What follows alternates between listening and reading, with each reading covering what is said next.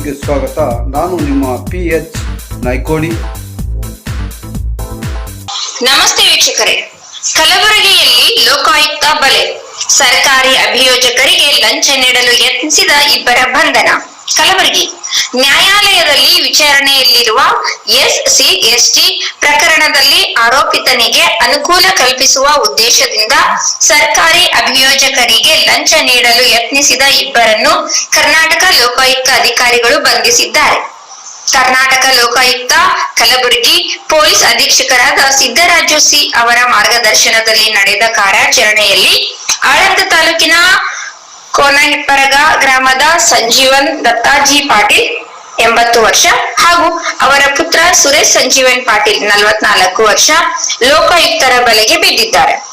Aland police ಠಾಣೆಗೆ ಸಂಬಂಧಿಸಿದ SC/ST ಪ್ರಕರಣವೊಂದು ಕಲಬುರಗಿಯ 2ನೇ ಅಪರ್ ಜಿಲ್ಲಾ ಮತ್ತು ಸತ್ರ ನ್ಯಾಯಾಲಯದಲ್ಲಿ ವಿಚಾರಣೆಯ ಹಂತದಲ್ಲಿದೆ. ಈ ಪ್ರಕರಣವನ್ನ ವಿಳಂಬಗೊಳಿಸುವ ಹಾಗೂ ಆರೋಪಿತನಿಗೆ ಸಹಾಯ ಮಾಡುವ ಉದ್ದೇಶದಿಂದ ಆರೋಪಿತನ ಪರವಾಗಿ ₹5,000 ನಗದು ಹಣವನ್ನ ಕವರಿನಲ್ಲಿ ಇಟ್ಟು ಸರ್ಕಾರಿ ಅಭಿಯೋಜಕರಿಗೆ ನೀಡಲು ಯತ್ನಿಸಿದ ವೇಳೆ ಲೋಕಾಯುಕ್ತ ಅಧಿಕಾರಿಗಳು ಅವರನ್ನು ವಶಕ್ಕೆ ಪಡೆದಿದ್ದಾರೆ.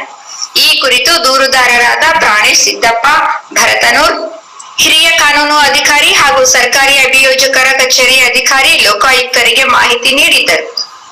ಲೋಕಾಯುಕ್ತ ಪೊಲೀಸ್ ಇನ್ಸ್ಪೆಕ್ಟರ್ ರಾಜಶೇಖರ್ ಬಡದೇಸಾರ್ ನೇತೃತ್ವದಲ್ಲಿ ಕಾರ್ಯಾಚರಣೆ ನಡೆದಿದ್ದು, ಆರೋಪಿಗಳ ವಿರುದ್ಧ ಪ್ರಕರಣ ದಾಖಲಿಸಿ ತನಿಖೆ ಮುಂದುವರಿಸಲಾಗಿದೆ. ತನಿಖೆ ಪೂರ್ಣಗೊಂಡ ಬಳಿಕ ಆರೋಪಿಗಳನ್ನ ನ್ಯಾಯಾಲಯಕ್ಕೆ ಹಾಜರುಪಡಿಸಿ ನ್ಯಾಯಾಂಗ ಬಂಧನಕ್ಕೆ ಒಪ್ಪಿಸಲಾಗುವುದು ಎಂದು ಅಧಿಕಾರಿಗಳು ತಿಳಿಸಿದ್ದಾರೆ. ಕಾರ್ಯಾಚರಣೆಯಲ್ಲಿ ಪೊಲೀಸ್ ಇನ್ಸ್ಪೆಕ್ಟರ್ಗಳಾದ ಅರುಣ್ ಕುಮಾರ್, ರವಿ ಪವಾರ್ ಹಾಗೂ ಇತರೆ ಲೋಕಾಯುಕ್ತ ಸಿಬ್ಬಂದಿ ಭಾಗವಹಿಸಿದ್ದರು.